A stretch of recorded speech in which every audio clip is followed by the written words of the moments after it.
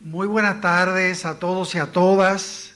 Un saludo a la mesa que nos acompaña aquí presidiendo este acto. Mariano Germán, que es nuestro presidente de la Suprema Corte de Justicia. El doctor Rafael Alburquerque, connotado jurista y ex vicepresidente de la República. Julio Miguel Castaños Guzmán, que es el decano de Derecho de esta Pontificia Universidad Católica. Jorge Mancebo, productor asociado de Magazine Jurídico. Claudia, mi hija, que ha preparado todo esto para nosotros, junto con Jorge Mancebo. Y Servio Tulio Castaños Guzmán, que es el director, vicepresidente ejecutivo de FINJUS. Yo no creo que exista, lo creo sinceramente, que exista un tema jurídico tan apasionante en estos tiempos como la casación, específicamente el recurso de casación civil. Yo pensaba esta mañana al discernir sobre este tema que la casación civil tiene tantas variables que las mismas resultan infinitas. Así como cuando un jugador de ajedrez se sienta ya porque le tocaron las blancas o le tocaron las negras, sabe que hay 32 contendientes y 64 espacios. Pero las posibilidades de variación del juego son prácticamente infinitas. Es increíble, pero así sucede con la casación civil, tal y como ustedes verán en el decurso de estas pinceladas que vamos a dar a esta extraordinaria vía recursiva para la edificación y que aspiramos nosotros, abra una discusión académica, universitaria, en la República Dominicana. La República Dominicana nació en el 1844 sin recurso de casación. La Suprema Corte de Justicia, como una de nuestras primeras instituciones republicanas, conocía para esa época de los recursos de nulidad contra las sentencias dadas en última instancia por los tribunales de apelación, lo cual era bastante similar al actual recurso de casación, pero con la diferencia sustancial de que la Suprema Corte de Justicia de entonces sí podía pronunciarse sobre el fondo del proceso, lo que no ocurre hoy en día con el recurso de casación. En una reforma constitucional del 22 de febrero de 1908, que instituye el recurso de casación dotado de la mayoría de los elementos con que lo conocemos hoy. Subsecuentes reformas constitucionales, 34, 42, 1947, 1955, 1963, 66, 1994 y 2010, se han limitado a disponer que la Suprema Corte de Justicia conocerá de los recursos de casación de conformidad con la ley, de donde determinar cuáles son las sentencias recurribles en casación ha sido y es tarea fundamental del legislador y la jurisprudencia, tratándose pues de un recurso de factura legal.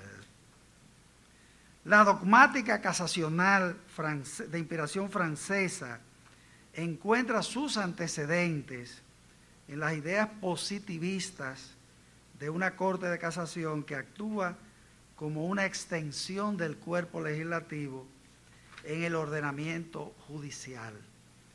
Nomofilaxis es protección de la norma jurídica o, dicho en otras palabras, defensa de la ley. El recurso purga, anulándolas, aquellas decisiones dictadas en única o última instancia que han sido dictadas en violación de las normas legales vigentes.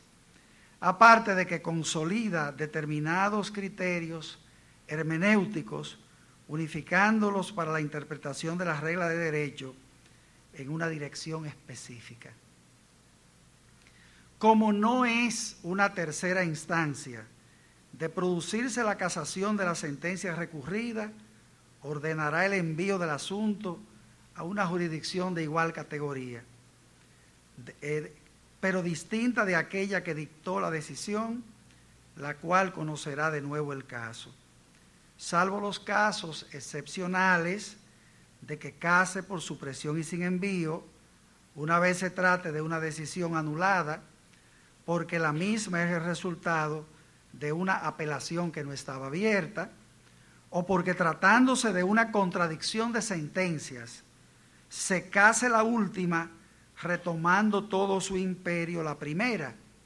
Y por último, cuando no ha quedado nada más por juzgar. Considero necesario en este momento advertir que el recurso de casación civil no es un evento, es más bien una secuencia de actuaciones imbricada en una estructura de tiempos, a guisa de un tiempo, tiempos y medio tiempo. Los actores que son las partes intervienen a contrapunto, creando un flujo acompasado que establece determinado rito procesal que se asemeja en algunos tramos a una ceremonia.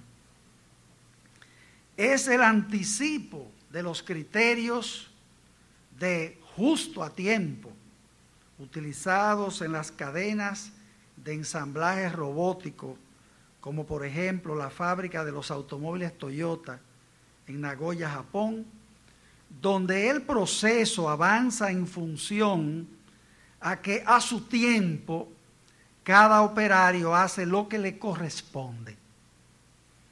Su norte teleológico no es otro que la defensa de la ley, establecer si la ley fue bien o mal aplicada, y de esta forma fija los criterios para unificar y orientar la jurisprudencia nacional, como ya se ha dicho. El impulso procesal lo recibe de una parte que se considera perdidosa y perjudicada en sus intereses legítimamente protegidos por el resultado de una sentencia que le es adversa. Una persona que anteriormente ya fue parte del proceso en la instancia inferior y que arguye que la jurisdicción que juzgó su caso en única o última instancia ha violado la ley. El recurso tiene un propósito grave y procura que sin conocer el fondo del asunto, la Suprema Corte de Justicia, en funciones de Corte de Casación, case o lo que es lo mismo, anule y deje sin efecto una decisión judicial que a juicio del accionante transgredió la legalidad y que casi siempre ya ha recorrido el doble grado de jurisdicción. Es preciso indicar que a partir de la reforma de la Ley de Procedimiento de Casación en el año 2008, una de las consecuencias inmediatas del recurso de casación es que el mismo suspende la ejecución de la sentencia que es objeto del mencionado recurso, incorporando determinados criterios de inadmisibilidad del recurso, verbi gracia, por ejemplo, el monto mínimo de las condenaciones, tal y como se explicará más tarde. Esta vía recursiva debe lo intrincado de su curso en una gran parte a la naturaleza extraordinaria de la misma, estableciendo obligaciones tasadas a cargo de los actores. Así, por ejemplo, corresponde al recurrente, en primer lugar, la redacción de un escrito que estará firmado por abogado, esto es un memorial de casación, el cual contendrá todos los medios en que se fundamenta, los cuales estarán dirigidos contra la sentencia que es objeto del recurso.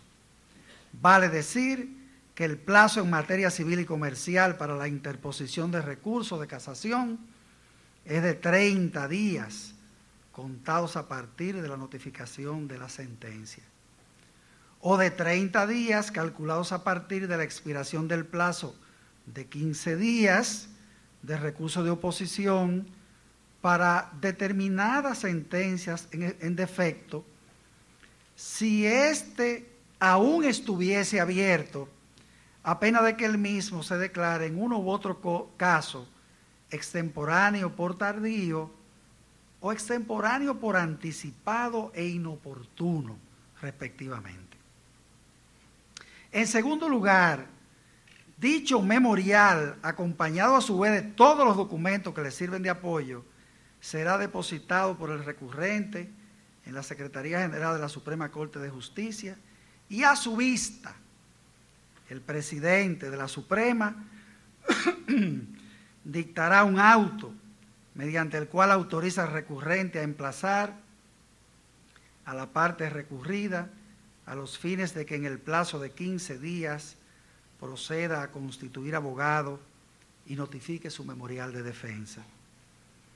Es preciso advertir que a partir de la fecha del auto del presidente de la Suprema, el recurrente dispone de 30 días para notificar a su contraparte el emplazamiento que se indica precedentemente a pena de caducidad.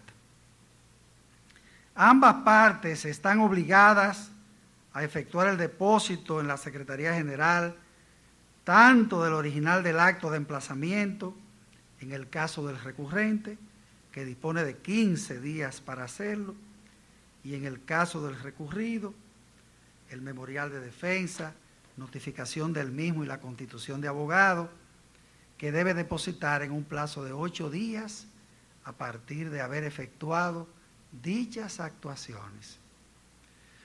Cuando el recurrido transgrede su obligación de constituir abogado, formular su memorial de defensa y notificarlo a su contraparte en el plazo de 15 días que ya se ha mencionado, se expone a que el recurrente le pida a la Suprema Corte de Justicia, previo a haberlo intimado a que lo haga, que dicte una resolución de defecto en su contra.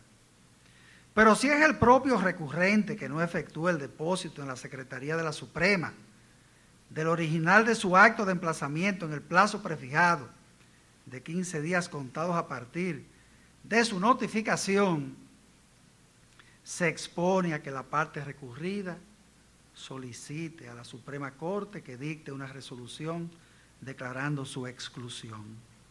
También se expone el recurrido reticente al cumplimiento de su obligación de realizar el depósito por secretaría de su constitución de abogado, memorial de defensa y acto de notificación en el plazo ya mencionado, a que su contraparte solicite a la Suprema Corte de Justicia su exclusión.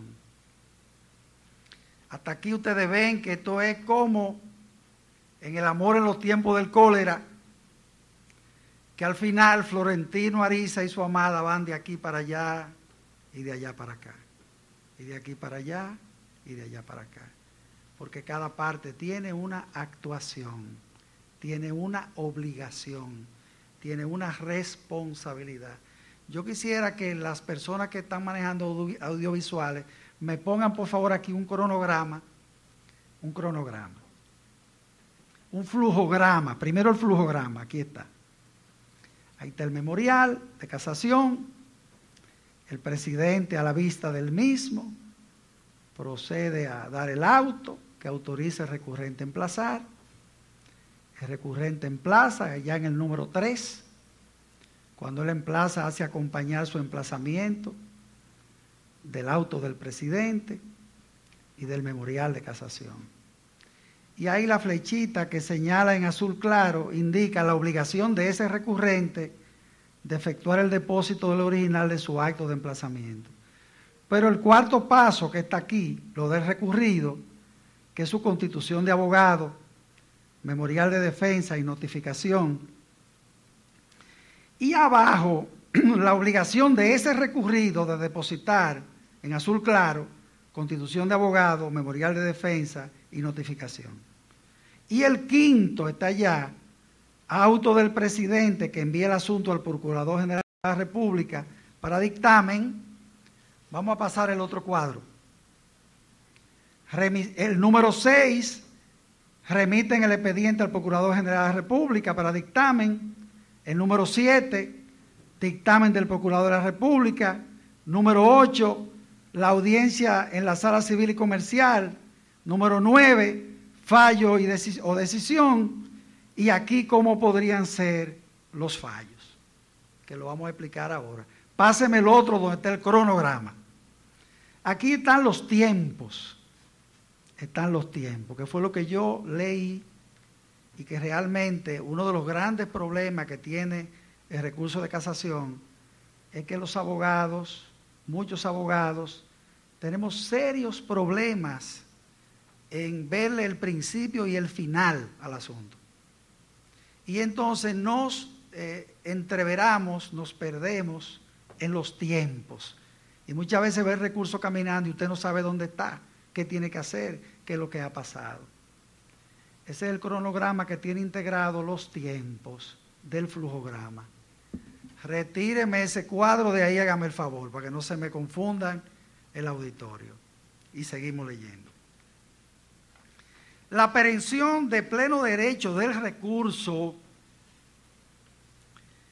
prevista en el párrafo 2 del artículo 10 de la Ley de Casación podrá ser dictada por la Suprema Corte de Justicia porque hayan transcurrido 3 años contados a partir del auto que autorizó el emplazamiento, sin que el recurrente cumpla con su obligación de depositar el original de su emplazamiento, o si transcurriera igual plazo, sin que el recurrente, vencido el plazo de 15 días del artículo 8 de la misma ley, haya pedido el defecto o la exclusión contra el recurrido. Resumiendo, las penalidades del tiempo en el recurso de casación son las siguientes. Número 1, el plazo para recurrir de 30 días. Si ese plazo se deja pasar, viene una extemporaneidad. Usted tenía derecho, pero su derecho quedó extinguido porque expiró el plazo. Qué duro es eso, por los descuidos de algunas personas. Número 2, caduco por falta de emplazamiento a cargo del recurrente a partir del auto del presidente que autoriza emplazar 30 días. El auto del presidente pone a correr el contador del tiempo otra vez en 30 días más. A veces hay personas que obtienen el auto, pero se duermen y vuelve y opera entonces una caducidad que está en el artículo 7 de la Ley de Casación, y ese derecho que se tenía, sucede que por la expiración del plazo se extinguió el derecho. El otro es la exclusión del recurrente que no deposita en la secretaría el original del acto de emplazamiento. No lo depositó. Lo hizo, pero no depositó. Defecto del recurrido que no constituye abogado. Lo emplazaron, pero no constituyó abogado. No produjo memorial de defensa y no lo notificó. Opera para él la posibilidad de un defecto, de que le declaren una penalidad, lo pongan en una situación difícil.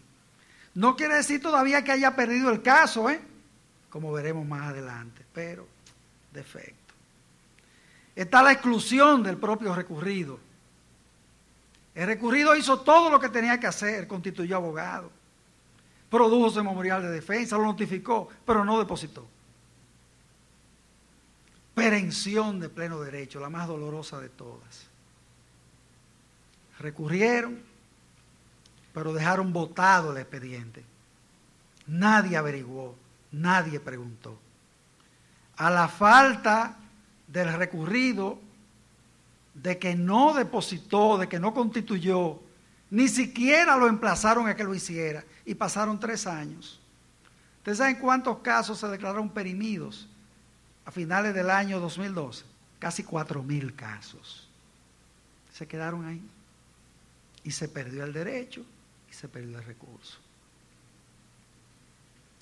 Ya completo el expediente, porque están todos los papeles.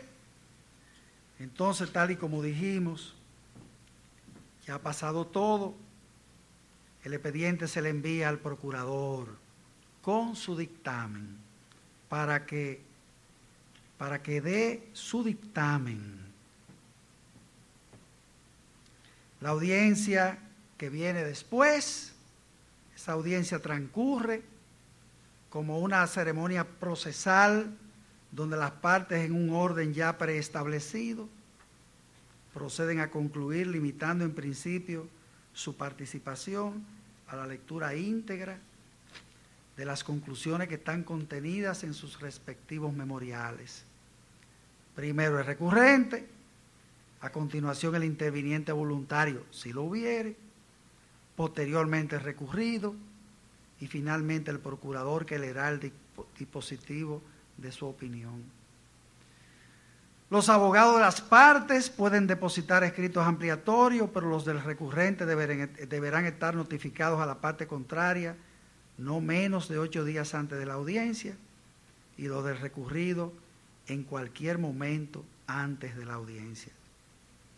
No existe el defecto por el hecho de que alguna de las partes no comparezca o no concluya en la mencionada audiencia, salvo la posibilidad de una eventual denegación del provecho de la condenación en costas.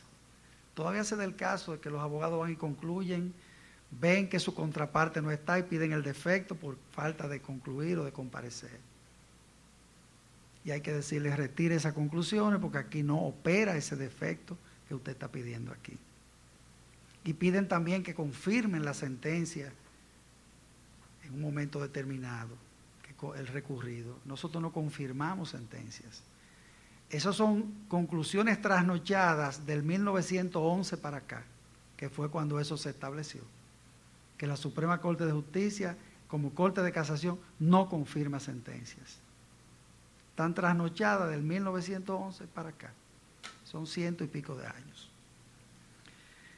Entonces, al concluir la audiencia, queda el asunto en estado de fallo y se da inicio a la apertura del plazo de 1 mes a los fines de que la Sala Civil y Comercial de la Suprema Corte de Justicia dicte el fallo correspondiente en 1 mes. Bueno, al momento de decidir, al momento de fallar, la sala lo va a hacer casi siempre. Esto no es limitativo, casi siempre por lo que yo voy a decir aquí. Número 1, casación con envío a una jurisdicción de igual jerarquía, pero de otra demarcación, porque la sentencia adolece de 1, violación a la ley, que es el genérico, falta de base legal, falta de motivación o motivación insuficiente. 4, desnaturalización de los hechos. 5, desnaturalización de los documentos. 6, omisión de estatuir. 7, contradicción de los motivos con el dispositivo. 8, violación al doble grado de jurisdicción. 9, reformatio impeius. Eso quiere decir que la Corte desfavoreció o perjudicó al recurrente con su propio recurso. Reformó, pero para peor. Fallo ultrapetita. Dieron más de lo que le estaban pidiendo y no se lo estaban pidiendo y lo dieron. Violación al principio dispositivo. Le dieron a la parte lo que la parte no estaban pidiendo. La parte pidieron 50,000 pesos de una cuenta que le debían y la Corte dijo, no son 50, son 70 porque yo sumé. Pero no está pidiendo eso. Principio dispositivo. Principio devolutivo. En la casación hay que volver, se devuelve el asunto y se conoce otra vez. Usted no puede fallar dejando el recurso en el limbo. Falsa aplicación de la ley. La aplicación de una ley derogada, abrogada, o que no es, o que nunca existió. violación a las normas constitucionales del derecho de defensa y el debido proceso. 15, falta de proporcionalidad y transgresión al principio constitucional de razonabilidad. Nosotros al principio cazamos una sentencia, recuerdo, porque era evidentemente poco razonable. Condenaba creo que a 20 y tantos millones de pesos, y lo que se había quemado algo, pero cuando vimos la foto, lo que se quemó era más bien una choza, un torín de campo. Y estaban disponiendo una condenación, evidentemente, fuera de razón y de proporcionalidad. El caso más interesante que vendría ahora es el caso cuando se caza por vía de supresión y sin envío. Por vía de supresión y sin envío. En uno de los casos uno de ellos, porque la sentencia no era susceptible de recurso de apelación, pero se dio en apelación. Y claro, al cazar esa sentencia que está mala, vuelve y retoma su imperio la primera. Entonces se casa sin envío. ¿Okay? Retomó su imperio la primera. Otro es el caso de las contradicciones de sentencia, donde se casa la última y retoma su imperio la primera. Casada la última en el tiempo, una vez la casación es una nulidad, desapareció. Y el caso donde se casa sin envío porque no queda nada por juzgar. Hay un caso, recuerdo que se falló ya hace casi 1 año y medio, 2 años, no recuerdo bien, que tenía estas características. Tenía una condenación por daños materiales, en daños y perjuicios, por el 1384, condenaba 20 millones de pesos, y por los mismos daños materiales entendía que eran daños morales y condenaba 2 millones de pesos. Nosotros casamos los daños morales de 2 millones de pesos por vía de supresión y sin envío y rechazamos el recurso, porque la sentencia estaba buena en cuanto a los 20 millones, pero mala en cuanto a los 2. Es como si a un bizcocho usted le quita un pedazo, que esté malo, pero el otro está bueno. Otra solución sería simplemente rechazar el recurso porque no encontramos méritos en el mismo. No tiene méritos el recurso.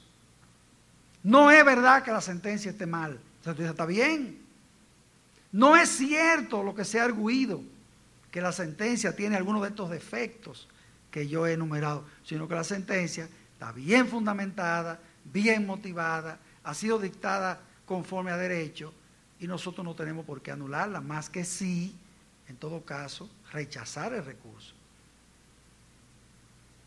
Y viene el otro aspecto. Yo quisiera que en el tiempo alguien me ayude. ¿Qué tiempo yo llevo hablando? Para saber dónde me ubico. ¿Quién lleva el tiempo? Llevo 30 minutos. No se preocupen que vamos a terminar en el tiempo que... Viene lo más terrible, las inadmisibilidades. Hicimos un arqueo en la sala civil y comercial y encontramos, yo no se la voy a decir todas, porque encontramos 44 causales de inadmisibilidad de recursos de casación civil. Ya porque los haya decidido la ley, estén establecidos por la ley, porque sean de un criterio jurisprudencial. Es decir, hay muchas situaciones en que el recurso no camina. Yo voy a decir simplemente algunos. El memorial tiene que estar suscrito por abogado. Un memorial que llegue allá escrito por una persona que es muy inteligente, muy serio, que sabe muchísimo, pero no es abogado, es inadmisible. El emplazamiento a la recurrida debe hacerse con el prerequisito del auto del presidente. Recuerdo un caso también de los primeros que nosotros fallamos, de una persona que emplazó, pero no había auto de emplazamiento. Oye, y el recurso caminó, como que la gente no nos dimos cuenta. Entró el recurso sin auto del presidente. Inadmisible. Miren esta. Debe figurar una copia certificada de la sentencia que es objeto de recurso a pena de inadmisibilidad. Miren ¿Cuántos abogados no ponen esa copia y pierden el caso? Increíble. ¿Y cómo se lo explican a su cliente? Se le quedó la sentencia o ponen otra que corresponde a otro caso.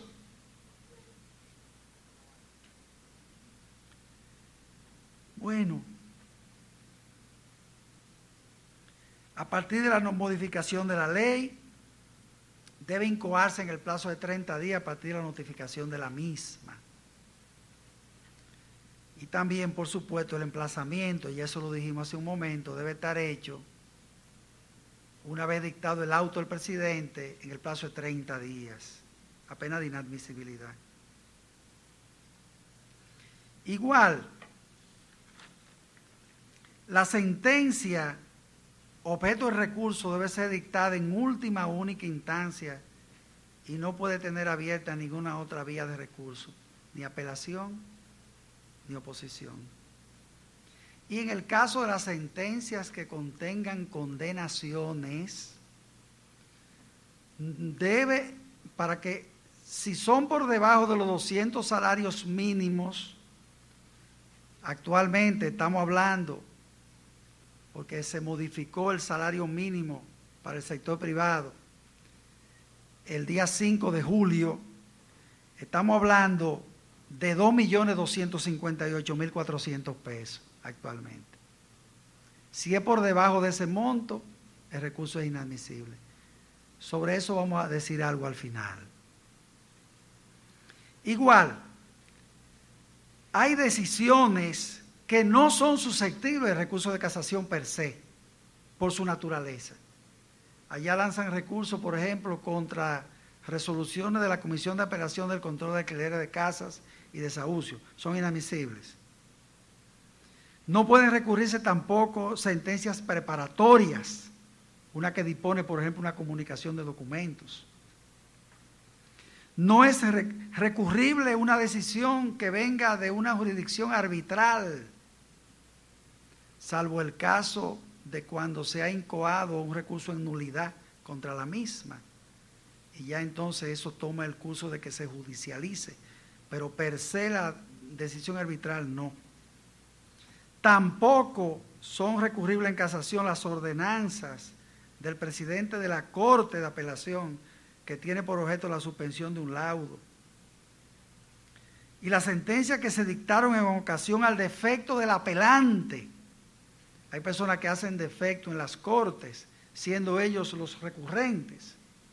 Y sucede que no pueden bajo ningún concepto presentarse recurriendo porque fueron descargados, fue descargado ese recurso como tal y es inadmisible. Las sentencias sobre nulidad de procedimiento anteriores o posteriores a la publicación del pliego, etc. Las sentencias que han tenido como objeto y deciden sobre la impugnación de un estado de gastos y honorarios profesionales de abogados no son susceptibles de recurso de casación, conforme el criterio jurisprudencial desde el año 2012 de la Sala Civil y Comercial. Antes sí, en algún momento, pero ya no se puede, a criterio nuestro. Igual, inadmisible cuando se trata de una sentencia, de una decisión de adjudicación que no estatuye sobre incidentes. Inadmisible también contra autos administrativos dictados por los tribunales, como son los que designan los jueces o los que citan a una audiencia. Inadmisible cuando se incoa contra decisiones dictadas en Cámara de Consejo que se limitan a corregir un error puramente material. Estoy simplemente leyendo la más importante por el tiempo. Inadmisible las decisiones de la Junta Central Electoral, los recursos de casación contra las decisiones de la Junta Central Electoral. Carece de objeto un recurso de casación contra una sentencia casada con envío, por ser una sentencia inexistente y por lo tanto es inadmisible. Inadmisible los recursos de casación interpuestos contra sentencias dictadas por la Suprema Corte de Justicia, los recursos de casación, contra sentencias dictadas por la Suprema Corte de Justicia. Las sentencias de la Suprema Corte de Justicia no son susceptibles de recursos de revisión civil. Son susceptibles de recursos de revisión por causa de error material. Son susceptibles también de los recursos, de este recurso nuevo en revisión constitucional. Pero no son susceptibles como tal de recursos de revisión civil. Aquí viene la parte de los recurrentes. Este trabajo se va a publicar. Es imposible leerlo completo aquí. Sobre todo es imposible porque lo que voy a decir al final es lo más importante.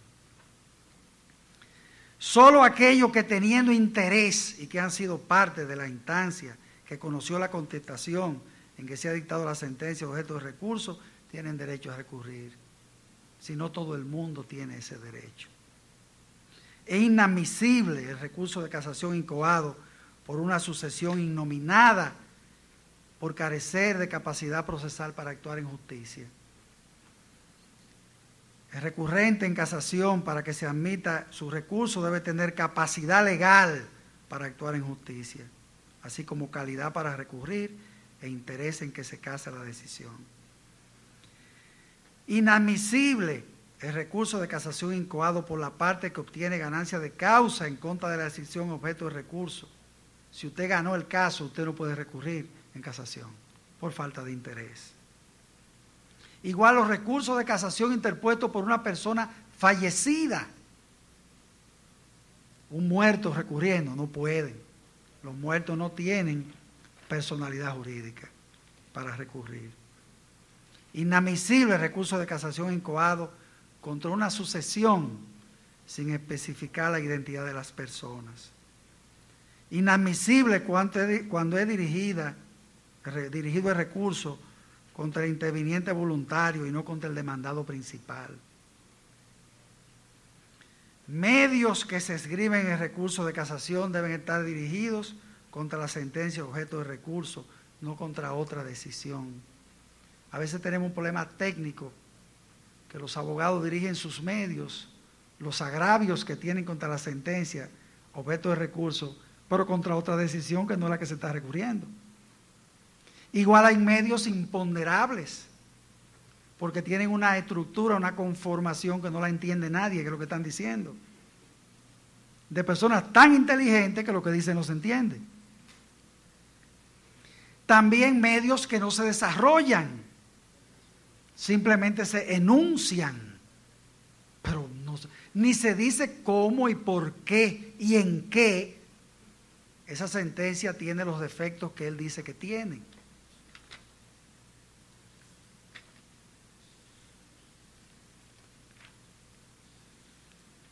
Es inadmisible una demanda en intervención forzosa ante la Corte de Casación. Intervención voluntaria sí, forzosa no.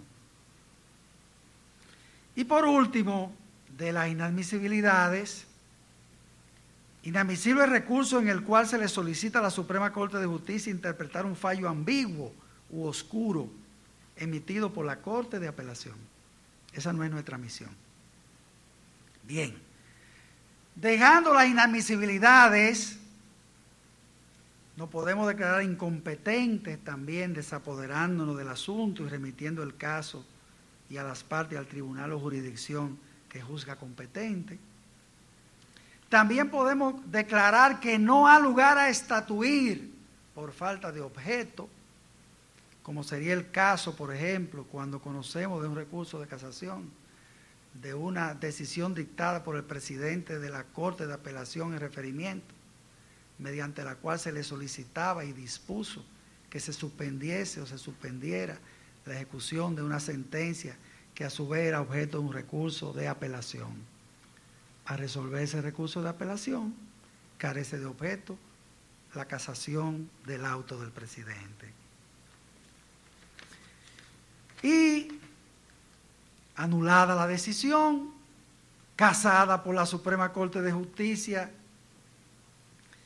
la Corte de Envío Finalmente, conocerá de nuevo el Fondo de Recursos de Apelación y su decisión podría ser susceptible eventualmente de un segundo recurso de casación, quedando a cargo de las salas reunidas de la Suprema Corte de Justicia, integrada por la totalidad de los magistrados que integran el Pleno de la Suprema, que eventualmente podría casar de nuevo y volver a enviar, o casar por vía de supresión y sin envío, en cualquier otro caso en que la casación no deje cosa alguna por juzgar. Conclusión y propuestas. En vista de que todo laberinto tiene su minotauro, en este caso, la bestia que enfrentan los usuarios del sistema judicial no come doncellas, sino que por su excesivo ritualismo devora esperanzas, lesiona derechos y obstruye el acceso a la justicia oportuna, alargando innecesariamente el final de los asuntos que suelen extenderse durante muchos años sin que estos terminen en un tiempo razonable. Nos permitimos, cual espada de Teseo y sin soltar el hilo de Ariadna para no perdernos, ofrecer en primer lugar los siguientes datos. Recurso de casación interpuesto en materia civil en el año 2012, 2.369 recursos. Recurso de casación civil interpuesto en el año 2013, 2.479 recursos, para un total en 2 años de 4.848 recursos de casación civil. Total de decisiones dictadas por la Sala Civil y Comercial de la Suprema Corte de Justicia a partir de enero del año 2012 hasta el día de hoy. Hoy se leyeron 20 sentencias, yo las anoté aquí. 26 de marzo del 2014, 7.413 decisiones. Se leyeron en audiencia pública 2.669. Se dictaron en Cámara de Consejo 4.744. Ante la situación de una gran tensión existente en el sistema de justicia, fruto de la gran cantidad de recursos de casación pendientes de fallo, y que es reciente el que sus casos se alarguen fuera de toda razonabilidad, sobre todo cuando las decisiones son eventualmente susceptibles de revisión constitucional ante el Tribunal Constitucional. En tal virtud, nos permitimos proponer a nivel personal, conforme a nuestra propia experiencia, pero formalmente, que se abra una discusión académica en el ámbito universitario sobre recursos de casación civil y que incluya los siguientes aspectos. Número 1.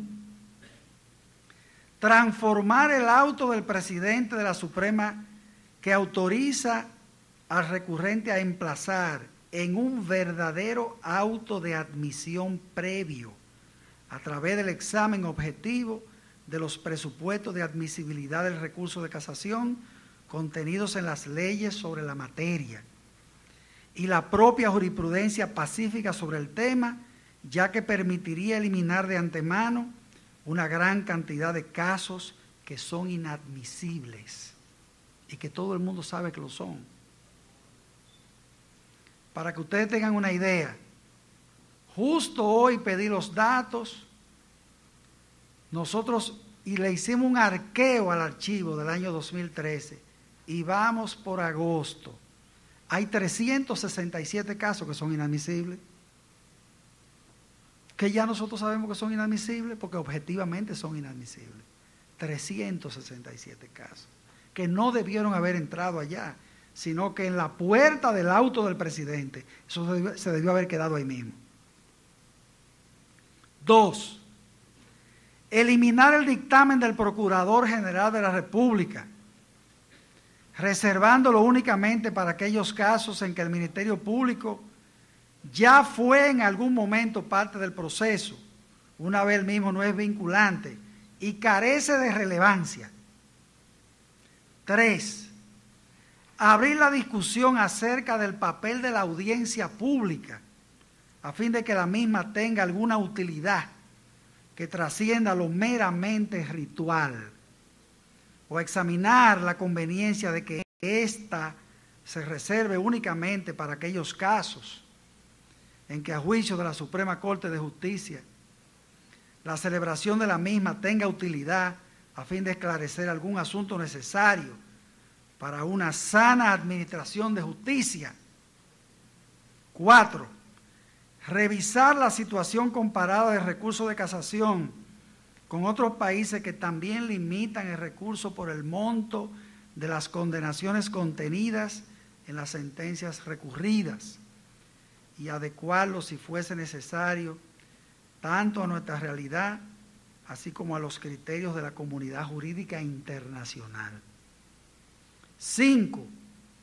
Abrir la discusión sobre la conveniencia o no de establecer una fianza para la interposición de aquellos recursos de casación dirigidos contra sentencias que contengan condenaciones económicas por encima del monto de los salarios mínimos exigidos para que los mismos sean admisibles.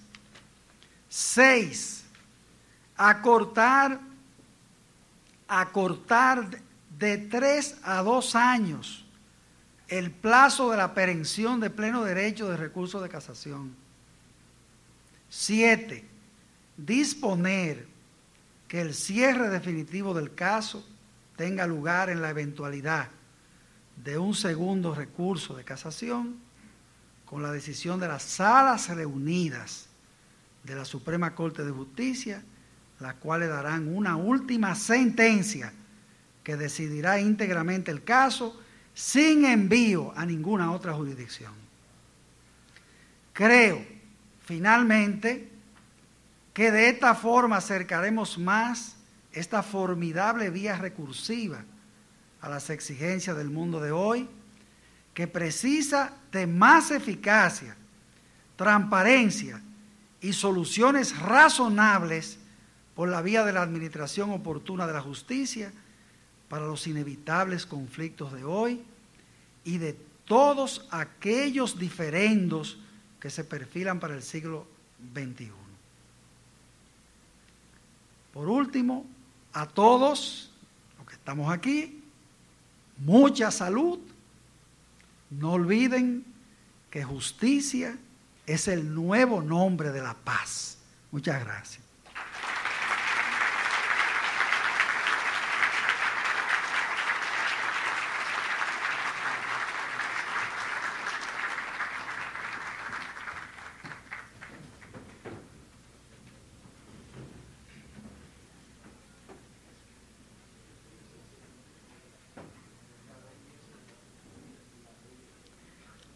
Muchas gracias, magistrado. Aprovecho la oportunidad para saludar al señor Manuel Corripio por el Grupo de Comunicaciones Corripio. Ahora pasamos a unas palabras del doctor Julio Miguel Castaños Guzmán, decano de la Facultad de Derecho de esta Pontificia Universidad Católica Madre y Maestra.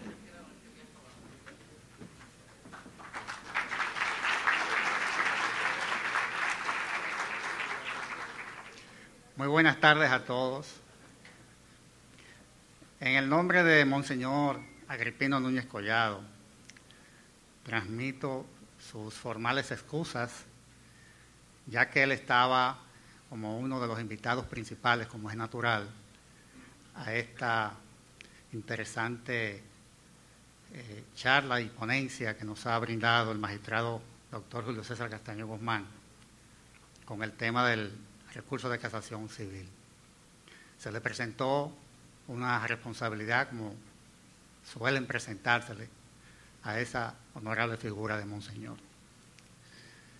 En el nombre del Departamento de Ciencia Jurídica, nosotros les damos las gracias al doctor Julio César Castaños Guzmán por habernos acompañado esta tarde en los conversatorios que el Departamento de Ciencias Jurídicas ofrece cada miércoles a nuestros estudiantes.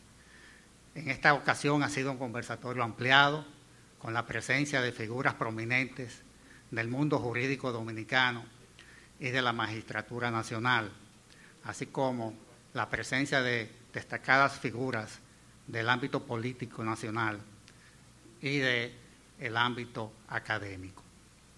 En mi condición de representante de la Facultad de Ciencias Sociales, en este caso en la Escuela de Derecho de esta Pontificia Universidad Católica Madre Maestra, le voy a tomar la palabra al magistrado doctor Julio César Castaño Guzmán, quien ha propuesto que desde el mundo académico, desde el ámbito de la academia, se discuta de una manera sosegada y profunda lo que es el recurso de casación, evaluando las 7 propuestas que ha traído como un planteamiento central de soluciones a esta interesante pero dramática situación en la que los abogados y las personas, los justiciables, merecedores de mejor suerte en la solución de sus conflictos de una manera rápida y oportuna y con la profundidad que amerita para el alcanzar la paz social a que está llamada lograr la justicia en todo el mundo contemporáneo. Yo creo que sí, que, doctor Castaños, nosotros nos comprometemos a gestionar y a brindar el espacio de la Pucamaima para la celebración de ese evento que usted está proponiendo. Particularmente soy de lo que considera que el recurso de casación debe ser profundamente revisado para evitar precisamente las injusticias que se están provocando. Una de ellas es el tema de los 200 salarios mínimos. A mi juicio, la peor de las injusticias.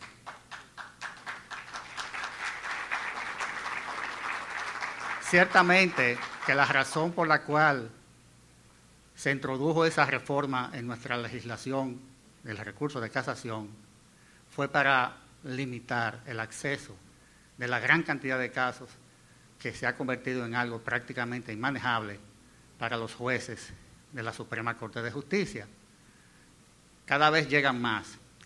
Peor, es suspensivo de la ejecución de la sentencia, lo cual incentiva a que cada vez más abogados, solo para frenar la ejecución de la sentencia, introduzcan el recurso de casación.